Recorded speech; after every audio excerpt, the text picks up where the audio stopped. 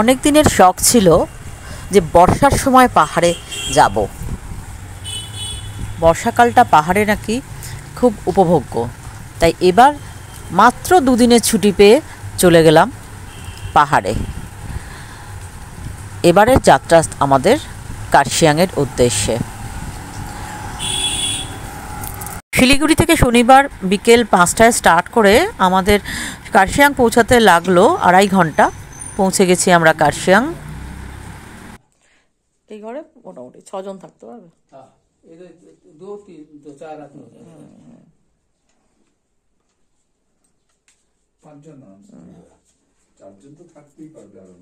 ये मेरा एक रविन्द्रनाथ टेगर का नाती आया था, वो भी मेरे प्रेजेंट किया।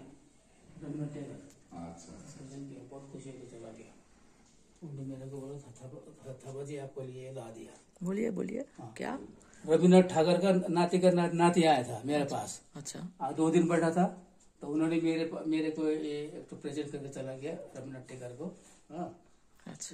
ये मेरा ये बोर्ड है SS थापा, ये फॉरेस्ट रेंजर শুকনা। আগের দিন রাত্রে পাহাড়ের অপূর্ব দৃশ্য দেখে চোখ জুড়িয়ে গেছিল, আর সকালবেলায় ঘুম ভাঙতে দেখছি আর এক দৃশ্য। রিমঝিম বৃষ্টি শুরু হয়ে গেছে। যে বর্ষার জন্য আমার এবং আমাদের এই টিমের এই পাহাড়ে ঘুরতে আসা, সেই অতি অভিপ্রেত আমাদের বৃষ্টি শুরু হয়ে গেছে। চারিদিকে কুয়াশা ঘিরে ধরেছে, ওদিকের পাহাড়গুলো আর কিচ্ছু দেখা যাচ্ছে না, শুধুই বৃষ্টির আওয়াজ।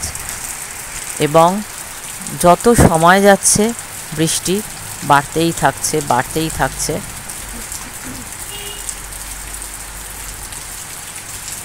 ঘরের মধ্যেই থেকে বৃষ্টির এই দৃশ্যটা উপভোগ করা যাচ্ছে, কারণ ঘরটা যেহেতু টেরেসে।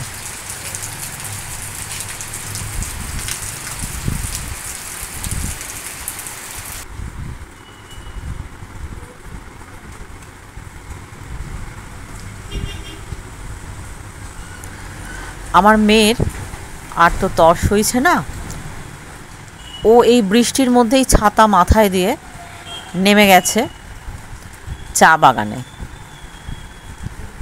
দারুণ দৃশ্য লাগছে, একদম সবুজে সবুজ চা বাগান, তার মধ্যে এই বৃষ্টি ধৌত হয়ে সেটা যেন আরও তরতাজা হয়ে উঠেছে।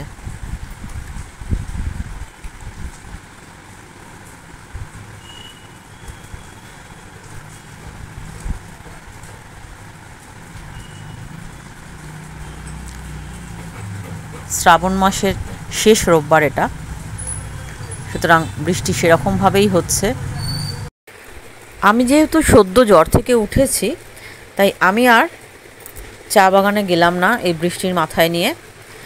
ঘরে বসেই দেখছি চা বাগানের অপরূপ শোভা এবং বৃষ্টির এই সুন্দর নৃত্য। মনের ভেতরে একটা খচখচানি ছিল যে শ্রাবণ মাসের শেষ সোমবারটার বাবার মাথায় জল দেওয়া হলো না বোধহয়। কিন্তু অবাক কাণ্ড, আমাদের হোটেল ঘরের পিছনেই দেখছি শিব ঠাকুরের মন্দির, ওদের ঘরের লাগোয়া, এবং সেখানেই তুলসী মণ্ডপ, সেখানে আমি এবং আমার মেয়ে জল দিলাম। আজ আমাদের কার্শিয়াং থেকে বাড়ি ফেরার পালা। ফেরার পথে অন্যতম আকর্ষণীয় স্থান আমরা দেখে নেব, যেটা হচ্ছে গা ছমছম করা ডাউহিল। আমরা এসে পড়েছি ডাউহিলে। এখানে কাউন্টারে টিকিট কেটে নিয়ে আমরা ঢুকে পড়লাম ডাউহিলের ভিতরে। এখানে একটা সরু পিচের রাস্তা চলে গেছে এবং চারিদিকে এরকম পাইন গাছের সারি। অসাধারণ দৃশ্য, মন হারিয়ে গেল এই সবুজের ফাঁক।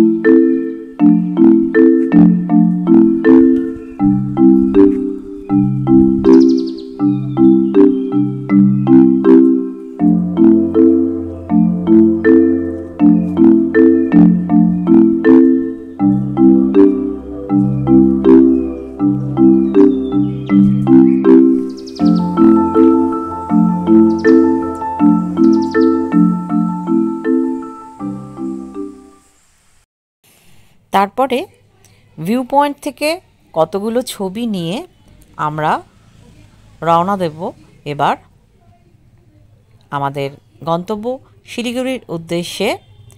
সেখান থেকে আজ রাত্রে আছে আমাদের ট্রেন কলকাতা ফেরার।